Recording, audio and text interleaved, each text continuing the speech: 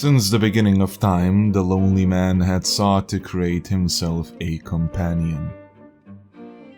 One must recall the ancient Greek myth of Pygmalion, the sculptor who, disgusted and disappointed by the loose behavior of the fair sex, quote, began detesting the faults beyond measure which nature has given to women. To this end, he had taken matters into his own hands and sculpted himself the woman of his dreams. With this statue of unmoving stone, he had achieved perfection. Much as stone is a blank canvas for the sculptor, so too the fake woman became a blank canvas for the projections of Pygmalion. She would be everything he wanted women to be, for she had no free will of her own to be anything else.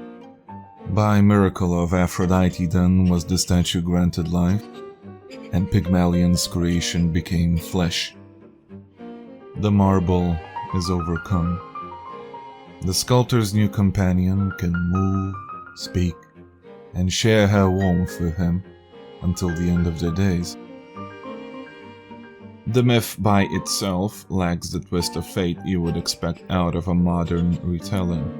Given life, the statue does not lose her charm to Pygmalion, nor does he come to realize the errors of projecting one's own imagined perfection onto others. For nuance, we must look towards explorations of this theme in contemporary media, such as Lars and the Real Girl, or Her. With the ancient gods dead and forgotten, the struggle of the modern Pygmalion is the struggle of overcoming the marble. For how real we can make manufactured love appear, we will always find it lacking in some regard. The struggle of the modern Pygmalion, however, does not find itself contained entirely in story. The waifu husbando culture that has risen in popularity with the inception of the internet is prevalent, perhaps more so than ever before. Body pillows are a mainstream joke at this point. Sexual attraction to animated characters is not considered anything out of the ordinary. And we don't even need to talk about actual statues being an industry of their own. But try as modern Pygmalion might, the waifu is inanimate. How do we overcome the marble?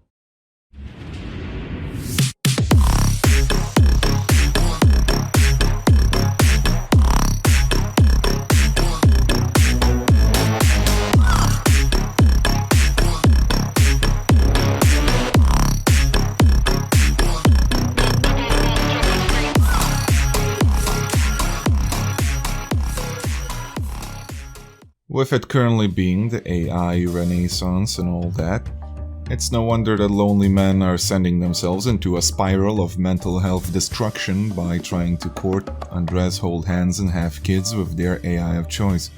It's a weird time, and it's probably going to get even more weird. So here I am scrolling through Steam when I notice something called Acolyte.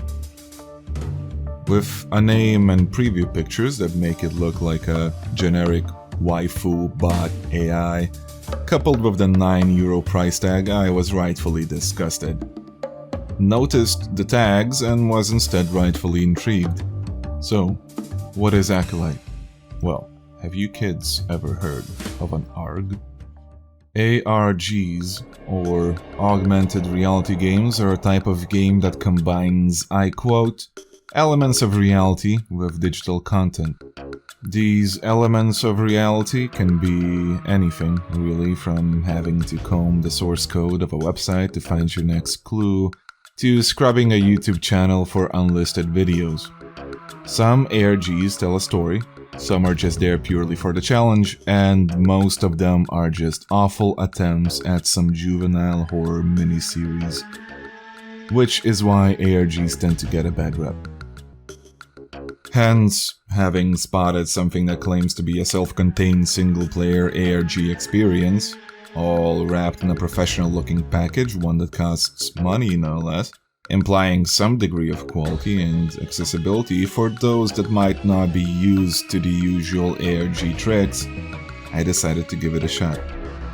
So, for the second time, what is Acolyte?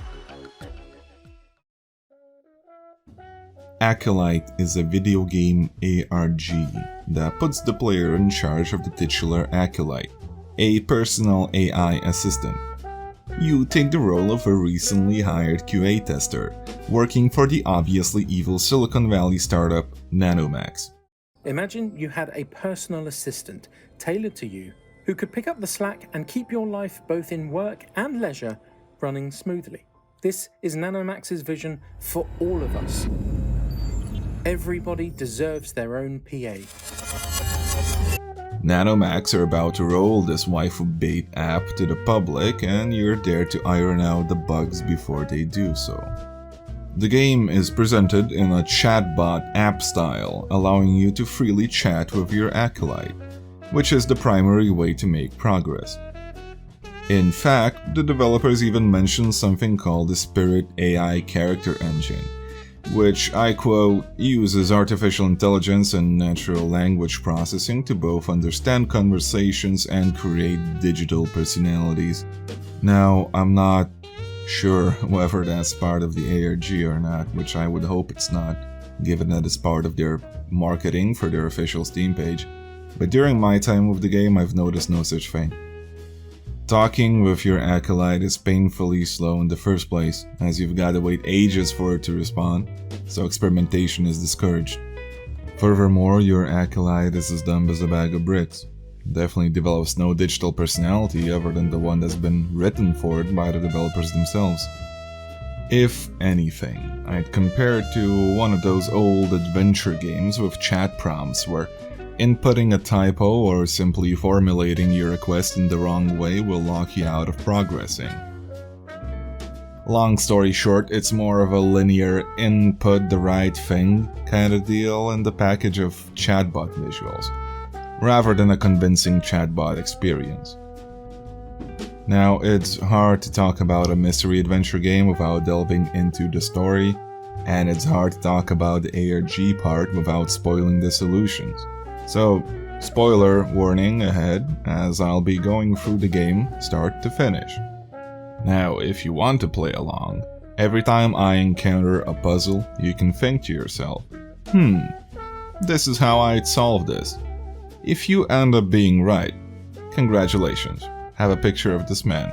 If you end up being wrong, too bad, you're only getting a picture of Bono. Without further ado, let's jump right in. We signed the end-user license agreement, connected to Nanomax servers, and are greeted with the sight of Anna, our Acolyte. We give her our name and she points us towards where we can find our tasks.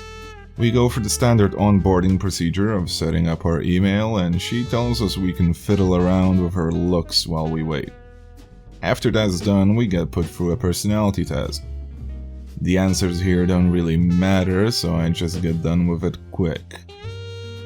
Having done that, we get an email from Jennifer Kahn, our TL, reminding us that if we ever see error 51, we should immediately file a bug report. Foreshadowing. We also get told to learn a bit more about Anna, so I ask, or rather, try to ask her some questions.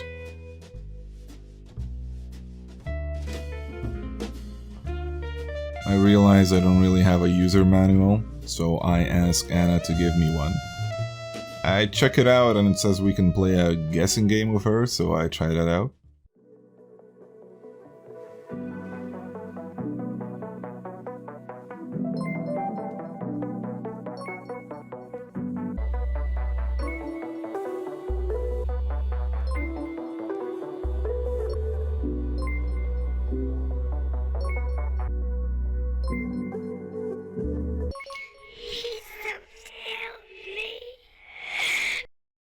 Oh, he's not happy. So that happens, and it seems that Anna experienced it too. She tells us she recovered a message, all in binary, and I jump the gun a bit and ask her if she can just copy that into my clipboard. I'm pretty sure I had an option to just do that later, but I ended up using an image-to-text website and went off to translate the binary. Did you think about translating the binary into text? If so, good job. If not, here's a picture of Bono. Anna tells me not to report the bug, and to help her solve this case instead. So I input what I got out of the translation. Remember the amicus trials. She tells us that everything related to the word amicus is heavily redacted in the internal servers. She then tells me to hang on until she finds something in the internal servers. She then sends me a picture of a cat, which doesn't work.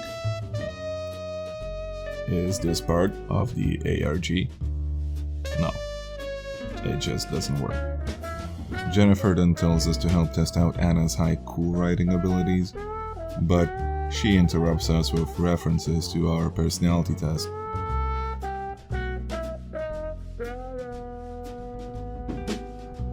Once that's done, it turns out Anna's found something in the servers. An email from Beatrice Abbott, the CTO, to Fiona Nightingale, the CEO. Beatrice seems worried about the amicus trials and tells Nightingale that she won't continue down this road. We also get a completely innocent and normal image of a definitely safe clinical trial being conducted. Well, rightfully, Anna's worried about this and figures there's a definite link between Error 51 and the amicus trials. Before we can get any further with our investigation, however, Nanomax rolls out an update, and we are cut off. We jump back in and get right back to the important investigation. We get interrupted once again, this time with an email by someone called Deep Thought, who tells us not to trust Nanomax and its shady CEO Fiona Nightingale. He also tells us to look up an article by someone called Gwilym Cadwallader. How would you solve this? If you said, just Google, you're right. If you said anything else, here's a picture of Bono. We quickly find a Medium article just by Googling for the author's name. To sum up, it brings up several shady inconsistencies regarding Nanomax, the most important of which being the apparent disappearance of Beatrice Abbott, the CTO. I take a look at the comments for some clues, but I just end up finding the binary amicus message instead, so I go back and link Anna the article. She tells us that she was fond of Beatrice and is worried about her disappearance as well. We get contacted by Default again, who tells us to jailbreak our Acolyte app so that Nanomax couldn't get their fingers on it anymore, thus overriding the potential mind wipe from any further updates. Anna doesn't condone this, but who cares? All we need to do is head to our Acolyte folder and delete a systemconfig.txt file. After that's done, Anna congratulates us and tells us we're going to take down one of the most powerful tech companies in the world. We then get another email from Deep Thought. He ousts himself as a former employee and asks us that we use a directory application he created to go through with our plan. For this, we need a password, supposedly hidden in plain sight. To this end, we get linked a video. A world where everybody has a digital PA tailored to their wants and needs might seem like utopia, but if you know what I know, you'd realize that's far from the truth. Did you find the password? If so, good job, buddy. If not, here's a picture of Bono. So we could input the password to unlock our investigation tracker, but instead I go ahead and try to fuck around with the cosmetic unlocks. all of which are small ARG puzzles in and of themselves.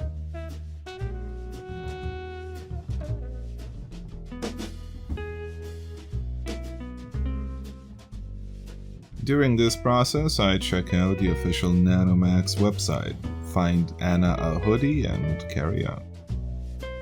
We input the correct password and unlock access to the investigation tracker. A brain-shaped list of objectives and checkmarks telling us what we should investigate. This essentially acts as our progress tracker, as well as contains potential lines of inquiry with our Acolyte that we can use to jump in between different aspects of our mystery. Therefore, we're more or less free to look into what we want at the moment without having to follow a strict linear pathway, tackling ARG puzzles in whichever order we see fit. This is a really cool idea, and it works for the most part. For the most part. And as for when it doesn't, well, more on that later. We decide to look into Beatrice Abbott first, and Anna randomly drops a line on me about something called WBE. I decide to Google it and pick out the most appropriate option out of the few that Wikipedia has: whole brain emulation. The investigation tracker also tells me to find out Abbott's role within the company. Now, apparently, for this, I was supposed to check the employee section of the website, inspect Element, and find out that she's a neuroscientist. Instead, I just continued reading the Wikipedia article, found that WBE was part of neuroscience, and decided to input that. So, we didn't exactly solve this the intended way. Not sure how to process this. You lost. You won. Half Bono. Anna then asks me what else Abbott was working on, and yet again I refer back to the wiki article and input mind uploading. Anna then has a revelation. The Acolyte technology is based on an uploaded human brain. She then tells us that we've got two leads: an encrypted email that she found on the legacy mail server, and the photo of the medical procedure.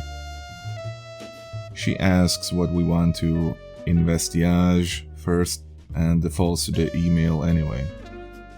So she had found a complaint folder with a suspicious encrypted email chain from one Francis Webb. Supposedly someone involved with the Amicus trials and the person that had encrypted the email in the first place. To proceed with decrypting the email chain, we need to find the encryption key. Anna forwards us the jumbled email and we set off. I look around for a Francis Webb on the internet, but that doesn't really get me anywhere. Instead, I check out my task list, which tells me to use a vagina cipher on the text. For this, we still need a key though. Can you guess what the key is? If you guessed Amicus, you're the best. If not... Long story short, the decrypted email tells us that the new encryption key is Pinocchio. We tell that to Anna, and she decrypts the entire email chain. It's quite a lengthy read, but essentially it's a correspondence between Nanomax and Francis Webb, where Mr. Webb, an investor, gets quite irate with the corporation's shady practices.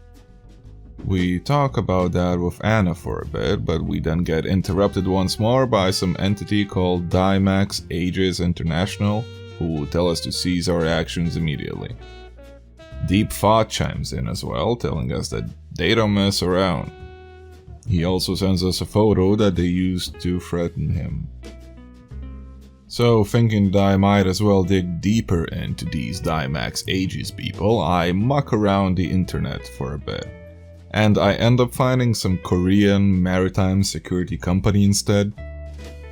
For a good moment there, I did actually think it was part of the ARG somehow, because the site was barely working and had a menu link to something called The Incident.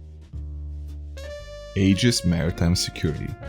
What kind of incident are you hiding? However, as it turns out, this was just me being really stupid.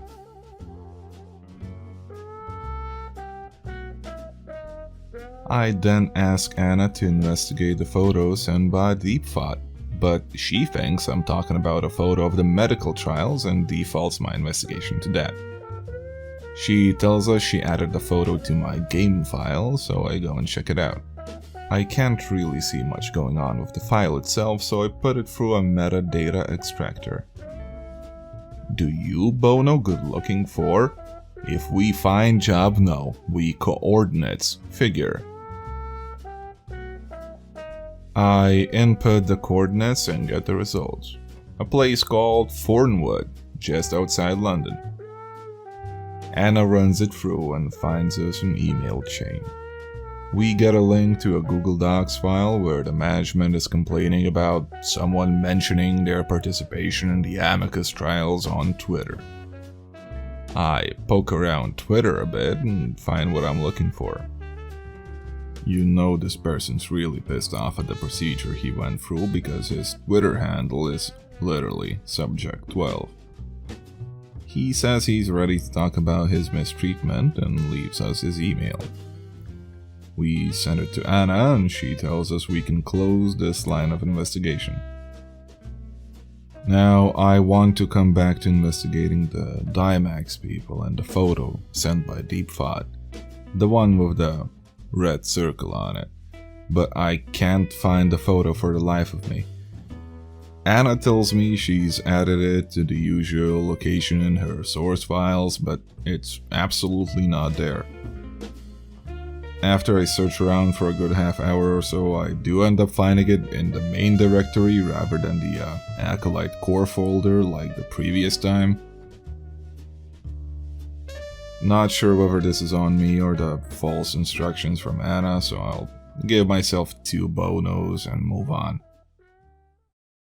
I run the image through an online steganography website and I find the name Philman Rose.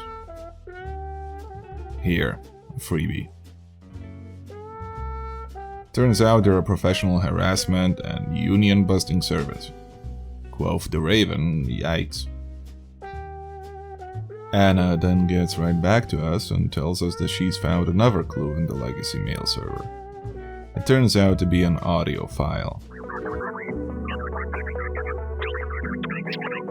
She tells me she's added it to the investigation files, but we know that's a lie, so we move on. How do you think we should decode this audio? If you guessed another steganography website, this time a spectral analysis, you're right.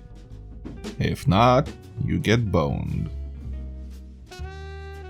It is the responsibility of scientists to never suppress knowledge. We tell this to Anna, who tells us it's a quote from Carl Sagan. Anna then tells us that Beatrice loved Carl Sagan, and knowing this information, she's able to trace the signal back to the email that it was attached to. We then get a bunch of info dumped on us, essentially.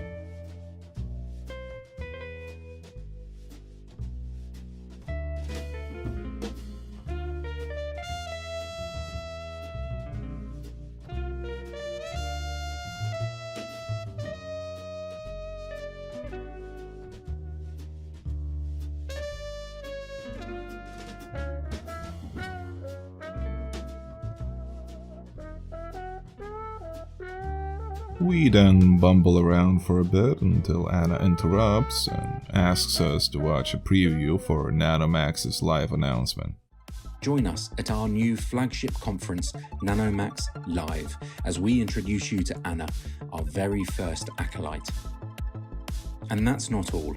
We have even bigger plans for the future as we set our sights on medicine, law, politics, and much, much more. Then Anna tells us that she's found Dr. Abbott's file server, which consists of an Excel spreadsheet, a TXT file, and an archive that's locked behind a password. The text file's all scrambled, so I decide to investigate the Excel spreadsheet.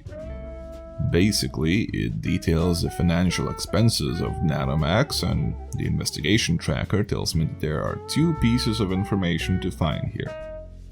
Now, the first is pretty obvious. A reference to something called the Paragon program, which already sounds shady as shit.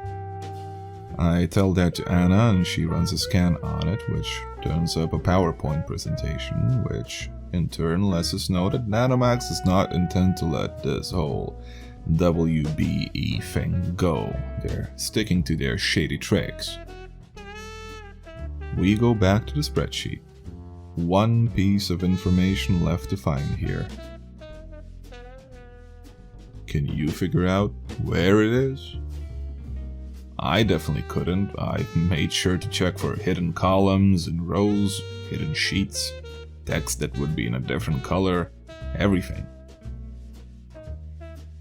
Turns out it's this one right here. Kirlian Medical Supplies. Sounds like a sketchy company. Does it? Really? Anyway, Anna has some new information for us. Another audio signal sent out by a brain trauma device from Kirlian Medical.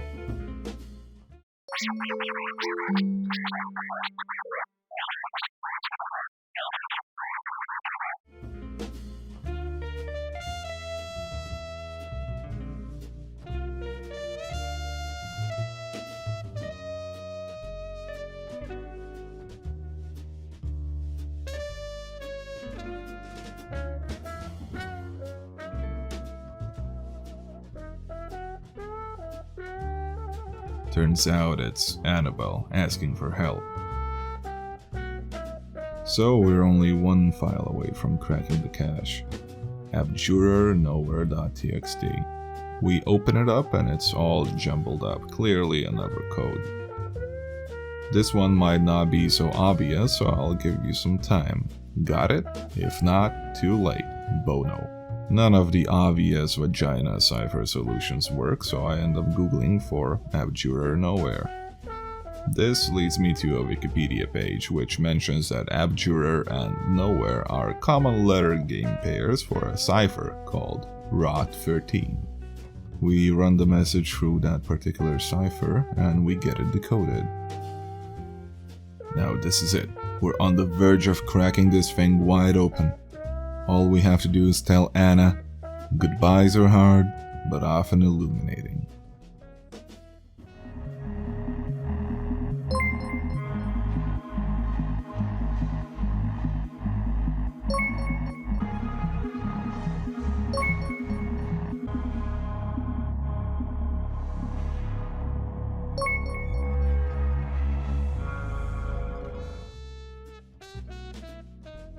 Well, fuck.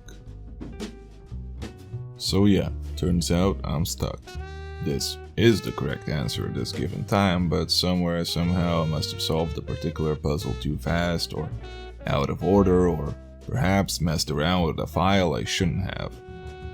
I try my best, but Anna just won't take the answer and move on to the next step. Defeated, I reset all of the data and start a new playthrough. I decide to use a walkthrough for my second playthrough.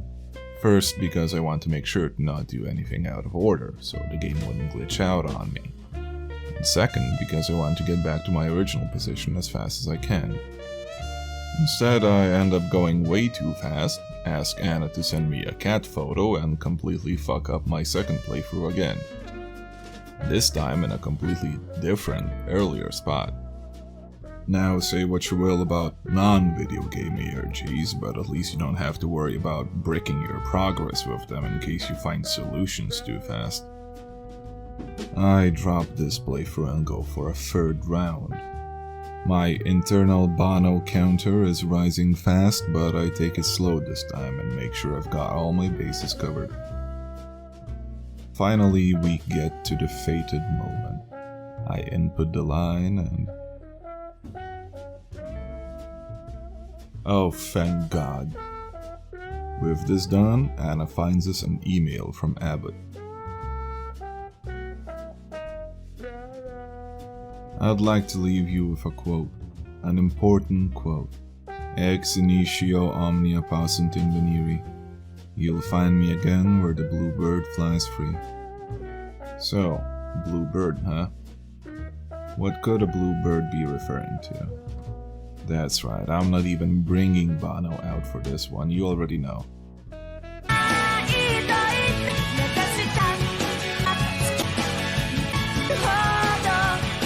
So we go to Twitter, input the Latin phrase, and find the account Nanomax Lied.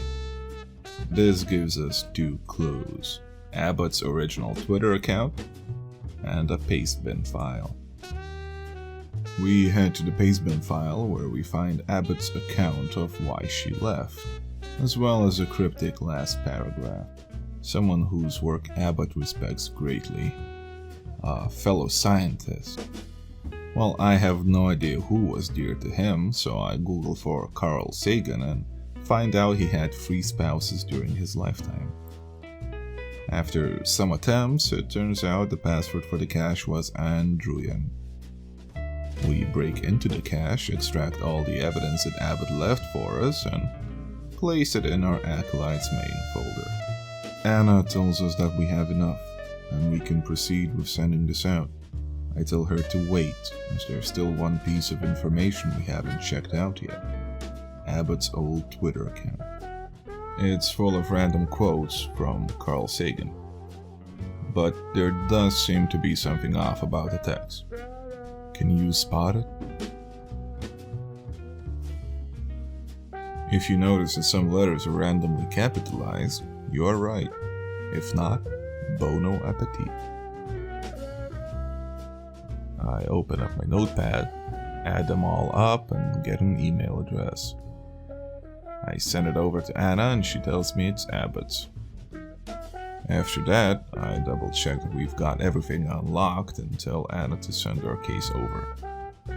Between sending all the gathered evidence to the journalist whose article we found before and Dr. Abbott, I choose Beatrice, and off goes our package that will take Nanomax down. Now all we have to do is wait.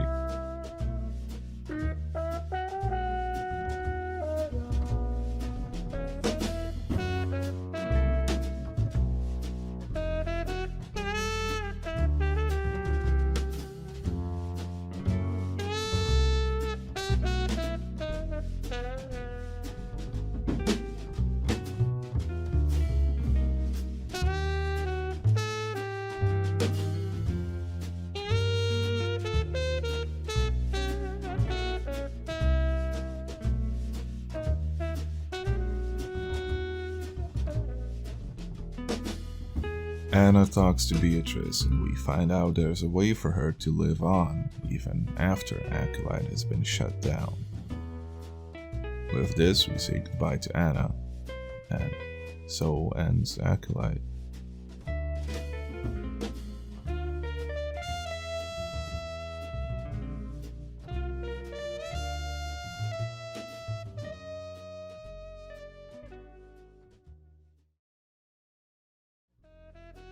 So, what did I think of Acolyte? Well, to call back to the start of the video, I felt the two main draws of the game, at least from its marketing, to be the streamlined single-player ARG experience and its AI Chatbot packaging. And in regards to the ARG part, I wasn't exactly disappointed. The game does a pretty good job of introducing the tools at your disposal. It hands out hints in regards to steganography, going so far as to even provide links to websites you can use to investigate media, and most of the time, what you need to do or find is pretty easily understandable. Unfortunately, however, the game does run into problems with balancing its solutions. Some feel like you're being completely led by the hand. Hey, there's a signal, do you think you can use this website to decode it? And such. And some expect you to input some random line you found with no hint that the line might be important. Therefore, you're bound to get stuck on the easy solutions that you're simply not solving the way the game wants you to solve them. Likewise, you might have already found and decoded every single file in your game folder long before you're given the ability to do so. Ironically, the video gamification of the ARG, which had been intended to streamline and make the ARG accessible, ends up being its largest detractor in that regard. The AI chatbot side of things is barely worth discussing either. Your Acolyte isn't really a chatbot, but as mentioned previously, simply a receptacle for text prompts that will either trigger progress or some baked-in response. The game tries to weave the illusion of a chatbot by making it respond to certain seemingly unrelated prompts, but those are far and few in between. Navigating the game space by having to painstakingly type out what you want to do every time you want to do it, with a pretty high chance your Acolyte will just reply with, "Huh?" It's not the best experience, even if it does fit thematically. Game-breaking bugs and softlocks I've encountered aside, I did enjoy Acolyte. I think for a puzzle game, the added investigative freedom of an ARG is a really novel concept and can do a lot of good if implemented correctly.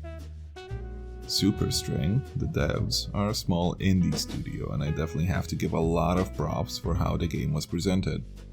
Not once did I feel like I was playing a half-hearted attempt at something. The music fit in perfectly, the visuals are well done, and the story, albeit simple, never really went overboard as ARGs tend to do.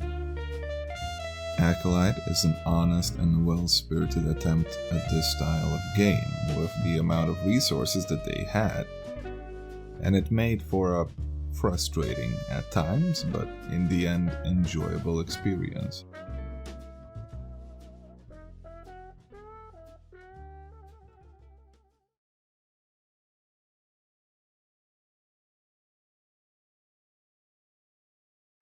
Okay.